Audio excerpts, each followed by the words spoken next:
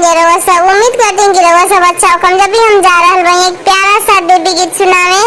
अगर रहुआ सब हमारा चैनल पर नए हो ना, चैनल को सब्सक्राइब कर देना और वीडियो को लाइक भी कर देना। हमारे चैनल पर रहुआ सबके ऐसी प्यारा प्यारा गीत सुनने की मिली। अगर रहुआ सबके हमारा गीत अच्छा लगा तो रहुआ सब हमारा कमेंट करके बताएं।